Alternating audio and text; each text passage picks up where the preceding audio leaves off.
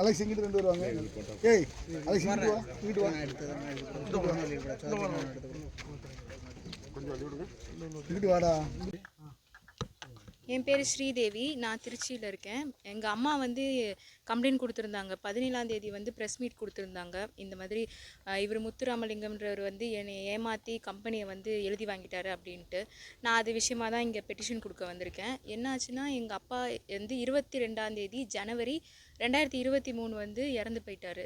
அவர் இறந்து போனதுக்கப்புறம் நான் வந்து அந்த கம்பெனியை டேக் ஓவர் பண்ணேன். டேக் ஓவர் பண்ணி 2 வருஷமாக நான் நடத்திட்டு இருந்தேன்.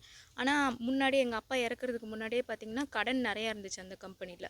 அந்த கம்பெனியில் கடன் நிறையா இருக்கிறதுனால என்னால் தொடர்ந்து நடத்த முடியாதனால நான் விற்கலாம் அப்படின்ற ஒரு முடிவுக்கு வந்தேன்.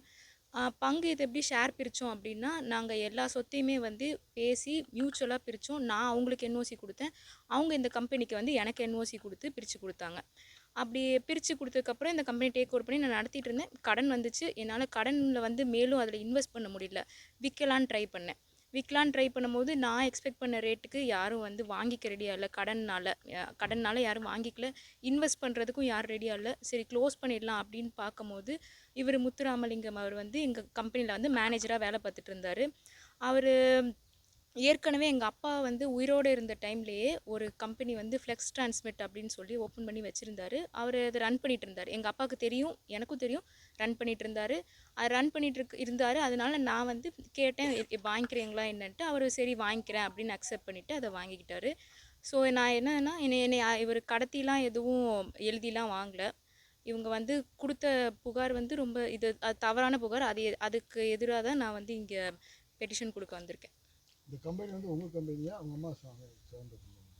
இது வந்து எங்கள் அப்பா பேரில் இருந்துச்சு. எங்கள் அப்பா பேரில் இருந்ததுக்கப்புறம் எங்கள் அம்மா எனக்கு என்ஓசி கொடுத்து, அம்மா, தம்பி, தங்கச்சி வாரிசுதாரர்கள் 3 பேரும் எனக்கு என்ஓசி கொடுத்து நான் அந்த கம்பெனியை டேக் ஓவர் பண்ணிக்கிட்டேன். சொத்து பிரிக்கும் போது இதை பிரித்து எனக்கு கொடுத்துருக்காங்க. இந்த கம்பெனி இப்போ உங்கள் கம்பெனி?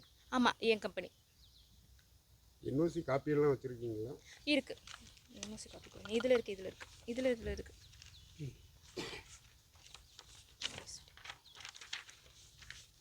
இது வந்து எங்கள் அம்மாவோட என்ஓசி. இதுவும் என் தம்பி வந்து மைனர். ஸோ 2 என்ஓசி எங்கள் அம்மா கொடுத்துருக்காங்க. ஒரு என்ஓசி என் தங்கச்சி கொடுத்துருக்காங்க. எதனால உங்கள் அம்மா கம்ப்ளைண்ட் பண்ணுறாங்க? எங்கள் அம்மா வந்து இவருக்கு ஒரு பார்ட்னர் இருந்திருக்காரு. அவர் வந்து இங்கே இருக்கிற கம்பெனியில் வந்து அவர் வந்து பிஸ்னஸ் பண்ணியிருக்காரு. அவருக்கும் அவர் பிஸ்னஸ் பார்ட்னருக்கும் பிரச்சனை நடந்திருக்கு. அதனால அவங்க வந்து இந்த பிரச்சனைனால இவங்களுக்கு ரிவெஞ்ச் எடுக்கணும் அப்படின்னு சொல்லிட்டு எங்கள் அம்மாவுக்கு தவறுதலாக தூண்டுதல் கொடுத்து அதனால வந்து அவங்க மிஸ் அண்டர்ஸ்டாண்ட் பண்ணிவிட்டு இவர்கிட்ட பிரச்சனை பண்ணிகிட்டு இருக்காங்க. உங்கள் அம்மாட்ட எடுத்து சொல்லும்போது அவங்களுக்கு அது புரியுது இல்லையா? நான் வந்து ட்ரை பண்ணேன். ஆனால் அவங்க வந்து அதை கேட்குற நிலமையில இல்லை. நாங்கள் எல்லாமே வந்து லீகலாக அசஸ்மெண்ட் எடுத்து எல்லாமே பார்த்து நாங்கள் யூஏ முறைப்படி யூஏ லா படி தான் எல்லாமே மாற்றி கொடுத்துருக்கோம். அதில் வந்து எந்த தவறுமே நடக்கலை. அதுதான் நான் சொல்லுவேன். உங்கள் பேர்? ஸ்ரீதேவி.